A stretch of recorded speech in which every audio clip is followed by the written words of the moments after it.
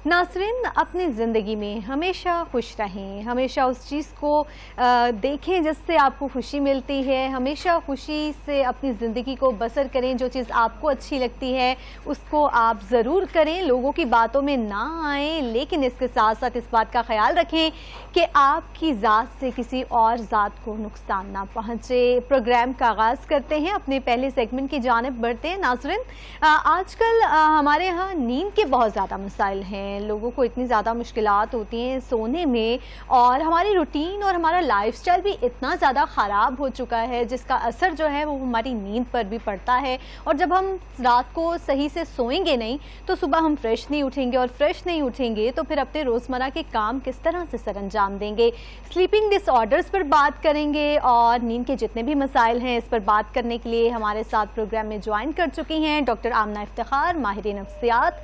Doctor Amna, welcome to the show.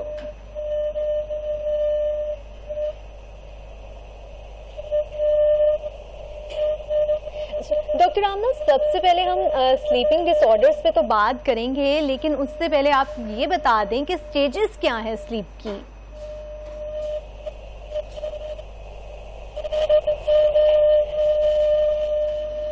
Doctor आमना, आप हमें सुन पा रही हैं?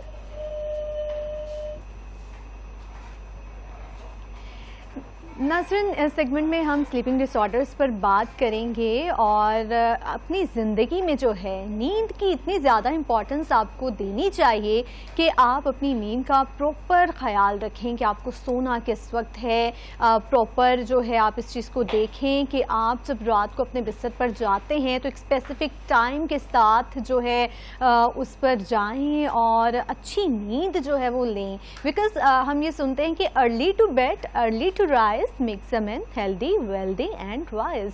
तो इसके लिए आपको ये ज़रूरी है कि आप रात को अपने बिस्तर पर जल्दी जाएं ताकि आपकी जो नींद है वो पूरी हो सके। अगर आपकी नींद पूरी नहीं होगी, बहुत से मसाइल हैं लोगों को, नींद पूरी नहीं होगी तो आपके काम जो हैं वो आप अच्छे से सरअंजाम नहीं दे पाएंगे।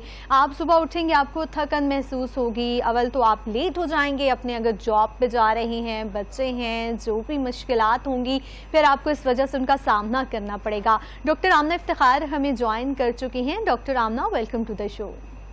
Thank you.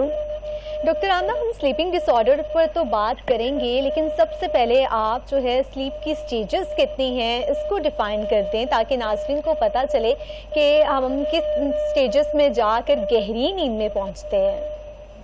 ठीक है, देखिए सबसे पहले तो ये जानना बहुत जरूरी है कि जो नींद है या हमारी स्लीप होती है ये एक अल्लाह की तरफ से एक नेचुरल प्रोसेस होता है जो कि आपके सारे दिन की थकावट होती है या आपके सारे दिन की थकन होती है उसको रिपेयर करती है। बिकॉज आपके सारे दिन की जितनी एक्सर्शन होती है या हम जो काम करते हैं, सोचते हैं, फिजिकल एक्टिव होते हैं, तो हमारी बॉडी के अंदर बहुत सारे सेल्स होते हैं जो कि डीजनरेट होते हैं। और जब हम सो रहे होते हैं तो कुदरती तौर पे ऐसे हार्मोन्स रिलीज होते हैं जिसकी वजह से हमारी नींद बेहतर होती है।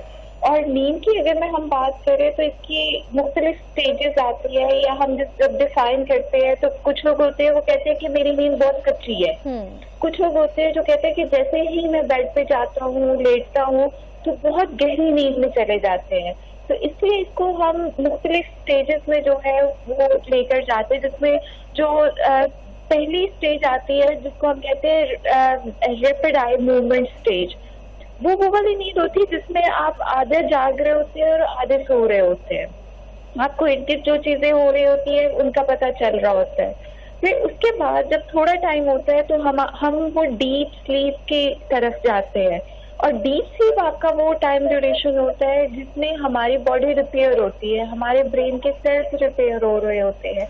आप इतने डीपली सो रहे होते हैं कि हमें इवन अपने इर्द गिर्द होने वाली चीजों का भी नहीं अंदाजा होता है। तो इसलिए हमेशा जब हम रेकमेंड करते हैं तो जो 6 आवर्स आपकी स्लीप होती है ना, डीप स्लीप की, वो हम सबकी एक बॉडी और माइंड की रिक्वायरमेंट होती है। तो कोशिश किया करें कि जब भी आप अपने दिन को स्केड्यूल करें तो आपका जो नींद का टाइम है ना वो बहुत इम्पोर्टेंट है। और मिनिमम आपके 6 से जो है वो 8 घंटे जो है वो सोना बहुत जरूरी होता है। बिल्कुल, 6 से 8 घंटे की नींद जो है वो बहुत ज़्यादा ज़रूरी है। अच्छा, हम स्लीपिंग डिसऑर्डर्स की तरफ आ जाते हैं। डॉक्टर आमना बताइएगा कि इस वक्त कौन से कॉमनली स्लीपिंग डिसऑर्डर्स हैं? ठीक है, देखिए सबसे पहले जो हमारा स्लीप डिसऑर्डर आता है उसको हम इंसोम्निया बोलते हैं। अब इंसोम्निया इतना कॉमन आजकल हमारे यहाँ डिसऑर्डर है कि इसमें होता क्या है कि आप जब बेड पे जाते हो, लेटते हो, सोने की कोशिश करते हो तो तकरीबन आपको कोई 3 से 4 घंटे लगते हैं जिसमें आपको नींद नहीं आ रही होती, मुख्तलिफ किस्म के ख्यालात चल रहे होते हैं, लोग करवटें बदलते रहते हैं और उनको नींद नहीं आ रही होती। तो इंसोम्निया जो होते हैं वो नींद ना आने की बीमारी होती है। दूसरी इसमें जो स्लीप डिसऑर्डर आता है उसको हम बोलते हैं हाइपरसोमनिया। हाइपरसोमनिया में ये वो लोग होते हैं जो सोते हैं और वो लंबे आवर्स तक सोते रहते हैं। इवन उनके लिए उठना मुश्किल होता है, वो 12-12 घंटे की, 14-14 घंटे की स्लीप ले रहे होते हैं और फिर भी उनसे उठना जो होता है वो बहुत मुश्किल हो जाता है। देन इसमें नार्कोलेप्सी आ जाती है जो हमारे यहाँ आम लोगों के अंदर आप सुनते होंगे कि आपको सोते हुए जो है वो स्लीप पैरालिसिस हो जाता है, या आप बिल्कुल ऐसा फील करते हैं जैसे आपको किसी ने जकड़ लिया है, आप जो है वो उठ नहीं पाते हो या आपसे उठना मुश्किल हो रहा होता है। फिर इसके बाद आ जाता है पैरासोमनिया, जिसमें आपने सुना होगा कि लोग बातें करते हैं, लोग उठ के चल रहे होते हैं और उनको पता नहीं होता। पता भी नहीं और होता। लास्ट इसकी कैटेगरी आती है जो स्लीप एपनिया की होती है कि आप सो रहे हैं और यकदम आपका दम घुटता है और आपको सांस नहीं आ रहा होता। ठीक है, अब जिस तरह आपने बात की कि बहुत से लोग जो हैं नींद में जो हैं वो बातें भी कर रहे होते हैं और चलना भी शुरू कर देते हैं, तो इसकी वजूहात क्या हैं कि लोग जो हैं नींद में बातें कर रहे होते हैं? कुछ लोग तो बहुत मतलब नींद में चल रहे होते हैं और यकीनन जब आप नींद में होते हैं तो बहुत सी चीज़ों से टकरा कर गिरने का भी खतरा होता है, आपको चोट भी लग सकती है। तो इसकी कॉजेज़ क्या हैं और फिर हम इसके ट्रीटमेंट पर बात करेंगे। ठीक है, देखिए इसमें मोस्टली जो हम लोगों ने देखा है ये तब होता है कि जब आपके बहुत प्रोलॉन्ग स्ट्रेस चल रहे होते हैं या जो लोग इंट्रोवर्टेड होते हैं जिनकी लाइफ में जब कोई प्रॉब्लम्स आती है, कोई इश्यूज आते हैं तो वो दूसरों को शेयर नहीं कर सकते। तो इस पैरासोमनिया की जो स्टेज होती है इसमें मेन जो कॉज होती है वो आपका अंडरलाइन स्ट्रेस होता है। वो स्ट्रेस जब एक्सप्लेन नहीं किया जाता या स्ट्रेस को आप किसी तरह से वेंटिलेट नहीं करते हैं तो जब आप सो रहे होते हैं तो आपके सेल्फ डिफेंस मैकेनिज्म जो होते हैं वो वीक होते हैं, जिसकी वजह से आप कुछ एबनॉर्मल मूवमेंट्स, कुछ बिहेवियर्स, कुछ लाइक आपके जो एक्शंस होते हैं उसकी तरफ चले जाते हैं। तो हमेशा जहाँ पर पैरासोमनिया आता है या जिसको आम अल्फाज में हम कहते हैं कि नींद में लोग उठ के खाना शुरू कर देते हैं और उनको नहीं पता होता, वो बात कर रहे होते हैं उनको नहीं पता होता, वो समटाइम्स इतने लाइक एक्यूरेटली रास्ते पर जा रहे होते हैं कि उन्होंने दरवाजा भी लॉक खोल लेते हैं, उनको कीज का भी पता होता है और वो फिर वापस भी आ जाते हैं क्योंकि उस टाइम उनकी जो ब्रेन की मसल मेमोरी होती है ना वो काम कर रही होती है। और इसकी अंडरलाइन कॉजिंग में हमेशा प्रोलॉन्ग और अनट्रीटेड स्ट्रेस जो होती है वो आती है। तो फिर इसका ट्रीटमेंट क्या है? क्योंकि जब आप स्लीप में वॉक भी कर रहे हो और बातें भी कर रहे हैं तो यकीनन ये एक बहुत डिस्टर्बिंग सी चीज़ होती है और जब वो पर्सन उठता है मेरे ख्याल से उसको तब ये मालूम भी नहीं होता कि मैंने कितनी बातें कर ली हैं, कौन कौन से जो है मेरे अपने राज हैं जो मैंने उनसे पर्दाफाश कर लिया है बातें करते हुए। अगर कोई आपके साथ मौजूद है तो आपको यकीनन उसकी बातों का भी इल्म हो जाएगा। तो इसका ट्रीटमेंट क्या है? जैसे मैंने जिक्र किया कि इसकी अंडरलाइन जो कॉज होती है वो हमारा स्ट्रेस या हमारा कोई मेंटल डिसऑर्डर आ सकता है जिसमें डिप्रेशन या एंजाइटी आती है। तो देखिए जब भी हम इसके ट्रीटमेंट की बात करते हैं तो सबसे पहले तो हम साइकोथेरेपी की तरफ जाते हैं जिसमें कुछ रिलैक्सेशन एक्सरसाइजेज होती है, कॉग्निटिव बिहेवियरल थेरेपी होती है कि आपके जो माइंड में चीजें चल रही है जिनको आप कोप नहीं कर पा रहे हो, जिनको हैंडल नहीं कर पा रहे हो या एक्सप्रेस नहीं कर रहे हो, तो हम पहले उनको ट्रीट करते हैं। एंड इन सम केसेस के ये इतना सवेयर होता है कि समटाइम्स आपको मेडिकेशन की तरफ जाना पड़ता है और वो कुछ ऐसी मेडिकेशन होती है जो आपके डिप्रेशन को, एंजाइटी को, स्ट्रेस को कम करती है और इसकी वजह से आपकी जो है ये स्लीप इश्यूज ये बेहतर हो जाती है। लेकिन इसमें मैं एक चीज हाईलाइट करना चाहूंगी कि स्लीप इश्यूज मोस्टली जो होते हैं ये स्ट्रेस, एंजाइटी और डिप्रेशन की वजह से आते हैं। तो जब आप देखिए आपको प्राइमरी कॉज का पता है कि इस वजह से मेरे ये इश्यूज आ रहे हैं, तो इट्स बेटर कि आप पहले अपनी अंडरलाइन जो कॉज है उसको ट्रीट करें। और जितना आप उसको हैंडल करेंगे आपको देखेंगे कि ग्रेजुअली आपकी क्वालिटी ऑफ द स्लीप है वो बेहतर होना शुरू हो जाए। ठीक है, स्लीप की क्वालिटी जो है बेहतर हो जाएगी अगर हम अपने उस कॉज को जो है देखें, उस पर तवज्जो दें कि आखिर क्या वजूहात हैं, क्या मसाइल चल रहे हैं। कुछ लोगों की नींद बहुत ज़्यादा कच्ची होती है, लाइक अगर वो सो भी जाते हैं तो थोड़ी थोड़ी देर के बाद जो है ना उनकी आँख खुल जाती है, इसकी क्या वजूहात हैं?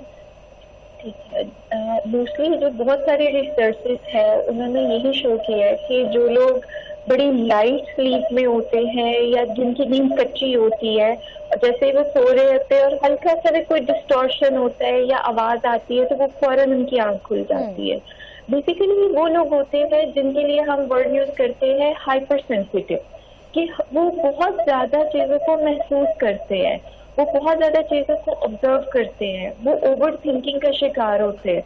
तो ये वो वाले लोग होते हैं जो ओवरऑल भी सेंसिटिव होते हैं और जब वो सो रहे होते हैं तो उनका जो माइंड होता है वो एक्टिव होता है, वो सोता नहीं है, वो उनकी माइंड उनकी बॉडी को इवन रिलैक्स नहीं होने दे रहा था, जिसकी वजह से उनको वो हल्की सी भी जब डिस्टॉर्शन होती है तो वो डीप स्लीप से फौरन उठ जाते हैं, डिस्टर्ब हो जाते हैं। और इवन जो लोग डीप स्लीप में होते हैं या रेस्टलेस स्लीप में होते हैं तो जब वो 3 या 4 या 6 घंटे की भी नींद लेके उठते हैं तो वो हमेशा थके हुए होते हैं, वो फ्रेश नहीं फील करते, वो एनर्जेटिक नहीं फील करते, जिसकी वजह ये होती है कि उनका माइंड रिलैक्स नहीं होता। उनका माइंड जब स्लीप में आपके बॉडी को रिपेयर नहीं होने देता, आपके सेल्स को रिपेयर नहीं होने देता, तो जब वो उठते हैं तो वो उतने ही रेस्टलेस होते हैं या उनकी थकावट उतनी ही होती है जो बगैर सोए हुए एक इंसान की होती है। थकावट दूर नहीं होती। लोगों के लिए हम उनके जो अंडरलाइन हाइपर सेंसिटिविटी के इश्यूज होते हैं या उनकी ओवर थिंकिंग होती है उस पर हमें काम करने की जरूरत। जी डॉक्टर रामा, हमने बात की थी स्लीप पैरालिसिस की, तो ऐसे लोग जिनको रात में ये लगता है, धचका भी लगता है, कुछ लोगों को ये खौफ भी आ रहा होता है कि किसी ने जकड़ लिया है उनको, इस तरह की मुश्किलात होती हैं, तो वो इस चीज़ को किस तरह से जो है डील करें और इसका क्या क्या ट्रीटमेंट है? क्या ऐसा कोई ट्रीटमेंट है जिसके थ्रू जो है इंसान की जो स्लीप है वो बेहतर हो सके और इन तमाम मसाइल से जो उसको छुटकारा मिल सके? ठीक है, देखिए आप स्लीप इश्यूज जो हमारे होते हैं उसके बारे में बहुत कम बात की जाती है। मोस्ट ऑफ द टाइम अगर इस तरह के इश्यूज आ रहे होते हैं जिसमें अभी हमने जिक्र किया है नार्कोलेप्सी का, कि आपको सोते हुए आपकी जो ब्रेन एक्टिविटी होती है वो आउट ऑफ कंट्रोल हो जाती है, या आप उठना चाह रहे होते हैं और आपसे उठा नहीं जा रहा होता, आप अपने मसल्स को, बॉडी को मूव करना चाह रहे होते हैं लेकिन आप उस टाइम पर टोटली इम्पेयर्ड होते हैं। तो इसमें जो होता है मोस्ट ऑफ द टाइम ये जो आता है ये इसको हम रैम स्लीप बोलते हैं, जो आपके एक डीप स्लीप का टाइम होता है उस टाइम पर आता है। तो most of the time in लोगों को जो हम दिन में सजेस्ट कर रहे होते हैं कि आपकी कुछ ऐसी हेल्दी एक्टिविटीज जरूर हो जिसमें आप फिजिकली एक्टिव हो, बिकॉज जितने आपकी बॉडी रिलैक्स होती है, आप फिजिकली वेलनेस में होते हैं, उतनी आपकी क्वालिटी ऑफ स्लीप जो होती है वो बेहतर होना शुरू हो जाती है। सेकेंडली जो नार्कोलेप्सी की वजह आती है उसमें अगेन वही हमारे अंडरलाइन इश्यूज आ जाते हैं जो कि साइकोलॉजिकल होते हैं, और जब तक हम उसको नहीं आइडेंटिफाई करते तब तक हमारे ये इश्यूज रेपिटेटिव जो है वो होते हैं। आपको देखेंगे कि जो लोग रिलैक्स रहते हैं, हेल्दी लाइफस्टाइल में होते हैं, उनकी क्वालिटी ऑफ स्लीप बहुत अच्छी होती है। बिल्कुल, वो इस तरह के जो इश्यूज होते हैं उनमें बहुत कम जाते हैं। अच्छा, हमारे यहाँ ये भी ट्रेंड बन गया है ना कि हम लेट नाइट सोते हैं, बहुत से लोग तो रात को सोते ही नहीं हैं, वो अपनी 7-8 घंटे की जो नींद है वो सुबह पूरी कर रहे होते हैं, या फिर कुछ लोग ऐसे नींद ले रहे होते हैं कि काम का बर्डन बहुत ज्यादा है, 2 घंटे पहले सो लिया, 1 घंटा बाद में सो लिया, काम निपटाने के चक्रों में जो है अपनी नींद का ख्याल नहीं रखते हैं, तो इस तरह से जो है स्लीप डिसऑर्डर्स वो बढ़ नहीं जाते हैं? एग्जैक्टली मैं यही हाईलाइट करने लगी थी कि देखिए हमने ना अपना पूरा लाइफस्टाइल चेंज कर दिया। हम सारा दिन सो रहे होते हैं और रात में जाग रहे होते हैं। तो देखिए एक नेचर का निजाम है, एक कुदरत का निजाम है। जब भी हम नेचर के अगेंस्ट जाएंगे तो उसकी हमें कोई ना कोई कॉस्ट पे करनी पड़ती है।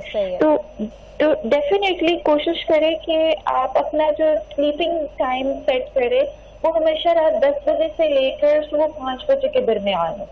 ये वो बेस्ट टाइम होता है जिसमें हमारा ब्रेन जो होता है वो आपके मेलाटोनिन प्रोड्यूस करता है और जो आपकी बॉडी को रिलैक्स करने में, आपकी एंजाइटी को कम करने में, आपके डिप्रेशन को कम करने में हेल्प कर रहा होता है। बिल्कुल डॉक्टर आमना, हमने सारी चीजें जो है उनको निगलेक्ट कर दिया हुआ है। अल्लाह ताला ने इतना खूबसूरत निज़ाम बनाया है कि रात सोने के लिए है और दिन जो है वो जागने के लिए, अपने कामों को सर अंजाम देने के लिए है, लेकिन हम जो है ऑपोजिट चलते हैं और नेचर के अगेंस्ट जाते हैं तो फिर मसाइल से भी दो चार होते हैं। स्क्रीन टाइम जो है आजकल बच्चों में भी और एडल्ट्स में भी बहुत ज़्यादा बढ़ गया हुआ है, वो कितना हमारी जो है स्लीप है उसको इम्पेक्ट करता है? ठीक है, देखिए अब स्क्रीन का आपने बहुत अच्छा एक जिक्र किया है जो कि एक बड़ी मेजर कॉज है हमारे स्ट्रेस की, डिप्रेशन की और स्लीप इश्यूज की। कि देखिए जब आप कोई भी चीज एक्सेस में इस्तेमाल करना शुरू कर देते, चाहे वो बहुत अच्छी हो, हेल्दी हो, बट जब वो एक्सट्रीम लेवल्स में जाती है तो उसका हमारी ब्रेन पे और हमारी बॉडी पे इम्पैक्ट आता है। देखिए स्क्रीन हमें डोपामिन रश देती है जो कि सॉर्ट ऑफ एक एडिक्शन है। जब आप किसी भी एडिक्टिव पैटर्न में जाते हैं तो उसको ब्रेक करना मुश्किल होता है और उसके इतने नेगेटिव इफेक्ट आपकी बॉडी पर जा रहे होते हैं, माइंड पर जा रहे होते हैं कि even most of the time हमें वहाँ पर प्रोफेशनल हेल्प की जरूरत होती है। तो कोशिश करें, मेरी खास तौर पे पेरेंट्स को जो है वो एडवाइस है कि अपने बच्चों का वो स्क्रीन टाइम जरूर लिमिट करें और बच्चों की स्क्रीन टाइम को लिमिट करने के लिए you need to be a role model. अगर आप दिन में सारा दिन फोन इस्तेमाल कर रहे हैं तो आपको आपके बच्चों को कंट्रोल करना मुश्किल होगा। तो कोशिश करें कि इस तरह से दिन में स्केड्यूल रखिए जिसमें आपकी कोई फिजिकल एक्टिविटी हो, आप सोशली इंटरैक्ट करें, आप अपने घर के काम के, ऑफिस की जो ड्यूटीज है उसको बड़ी सिस्टमैटिक वे में लेकर चलें। बिल्कुल, क्वालिटी टाइम जो है वो बच्चों के साथ स्पेंड करें और स्पेशली नाइट में बच्चों को जो है मोबाइल फोन बिल्कुल भी नहीं पकड़ाना चाहिए क्योंकि उनकी हैबिट बन जाती है, फिर वो उसी गेमिंग में लगे रहते हैं। बहुत से छोटे बच्चे इतने ज़्यादा जो है इतने एडिक्ट हो चुके होते हैं गेम्स के, फिर पेरेंट्स को भी तंग कर रहे होते हैं। स्टार्टिंग में ही अगर बच्चों को इस तरह से ट्रीट किया जाए और उनके सामने ऐसी एग्जाम्पल, क्योंकि हम लोग वो चीज़ कर रहे होते हैं जो हम देख रहे होते हैं, बच्चे वही चीज़ ज़्यादा लफ्ज़ों से नहीं समझेंगे, वो प्रैक्टिकल अगर उनको करके दिखाया जाएगा उस चीज़ को फॉलो करेंगे। डॉक्टर आमना, एक्सरसाइज कितना इम्पॉर्टेंट रोल प्ले करती है हमारी नींद को बेहतर बनाने के लिए? देखिए अभी रिसेंट एक रिसर्च हुई जिसमें शो किया कि इंसानी सेहत के लिए जो सबसे खतरनाक चीज है वो फिजिकल इनएक्टिविटी है। इवन आपको स्ट्रेस नहीं इतना नुकसान देती, डिप्रेशन नहीं इतना नुकसान देती, अनहेल्दी ईटिंग नहीं इतना नुकसान देती, सबसे ज्यादा फिजिकल इनएक्टिविटी आपकी हेल्थ को जो है वो मुतासर करती है। तो इसलिए मैं खास तौर पर जो लोग 30 साल से ऊपर के हैं उनके लिए सजेस्ट करती हूँ कि आप दिन में तकरीबन 1 घंटा जो है वो फिजिकल एक्टिविटी का जरूर निकालें। और अगर आपकी बहुत बिजी लाइफस्टाइल है तो हफ्ते में 3 दिन आप जरूर जो है वो एक्सरसाइज करें। और बच्चों के लिए मैं कहती हूँ कि जैसे आजकल ओबेसिटी के, मोटापे के इश्यूज आ रहे हैं, बच्चों में एंगर इश्यूज आ रहे हैं, स्लीप इश्यूज आ रहे हैं, तो कोशिश करें कि शुरू से ही बच्चों को जो है वो फिजिकल एक्टिविटी की तरफ रखें। जितना फिजिकल एक्टिव होते हैं आपके माइंड जो है आपकी बॉडी में पॉजिटिव हार्मोन्स रिलीज करते हैं जो हैप्पी हार्मोन होते हैं, जो आपके overall physical and mental wellness के लिए बहुत जरूरी है। बहुत जरूरी है, बच्चों में भी ये हैबिट्स डालनी चाहिए। और लोग ये कह रहे होते हैं कि जी हमारा तो रूटीन ही इतनी टफ है, हम अर्ली मॉर्निंग कैसे उठें, या बहुत से लोग ट्रैवल कर रहे होते हैं, तो वो लोग जो बहुत ज़्यादा ट्रैवलिंग कर रहे होते हैं फिर उनको किस तरह के डिसऑर्डर्स का सामना करना पड़ रहा होता है, क्योंकि बाज़ औक़ात ऐसा होता है कि आउट ऑफ सिटी मीटिंग्स हो रही हैं, आप कभी जो है नाइट का जो है ट्रैवलिंग कर रहे होते हैं, कभी डे ट्रैवलिंग कर रहे होते हैं, आपकी नैप बहुत डिस्टर्ब रहती है, तो कितना ज़्यादा इम्पैक्ट डालती है ट्रैवलिंग हमारी स्लीप पर? डॉक्टर आमना, आप मुझे सुन पा रही हैं? हेलो नसरिन, अपनी जो लाइफ है उसको बहुत ज़्यादा जो है आपको ध्यान रखना है कि आप एक अच्छी ज़िंदगी गुजार रहे हैं। सोना बहुत ज़्यादा इम्पॉर्टेंट है, एक्सरसाइज जो है वो इतनी ज़्यादा इम्पॉर्टेंट है क्योंकि जब हम फिज़िकली एक्टिव नहीं होंगे तो हमने क्या करना है, हमने अपनी सेहत को बिगाड़ लेना है, हमारे मसल्स उस तरह से काम नहीं कर पाएंगे। कभी हमें जो है सीढ़ियों से ऊपर चढ़ के आना पड़ेगा तो फिर हमारी सांसें फूली हुई होंगी, हम एक्टिव ही नहीं होंगे। कोई सामान कैरी करना है, हम उतने एक्टिव ही नहीं होंगे, हमारे मसल्स उतने ज़्यादा स्ट्रांग ही नहीं होंगे, हम एक्सरसाइज नहीं करेंगे तो हमारी जो स्लीप है वो बहुत ज़्यादा डिस्टर्ब रहेगी। बेहतर नींद के लिए कोशिश करें कि अपनी जो एक्सरसाइज की रूटीन है उसको बेहतर बनाएं। बच्चों के लिए जो है स्क्रीन टाइम जो है उसको कम करें और अपनी नींद को बेहतर करें। लेकिन अगर आपकी नींद के मसाइल ज़्यादा बढ़ गए हैं तो ज़रूर डॉक्टर से कंसल्ट करें। और बिकॉज अगर आपकी नींद अच्छी है तो आप जो है एक अच्छी ज़िंदगी गुजार सकेंगे। तो नींद के जितने मसाइल हैं अगर आप इनसे दो चार हैं तो डॉक्टर से ज़रूर रुजू करें। यहाँ वक्त है मुख्तसर से वक्फे का, वक्फे के बाद हाजिर होंगे, हमारे साथ रहिएगा।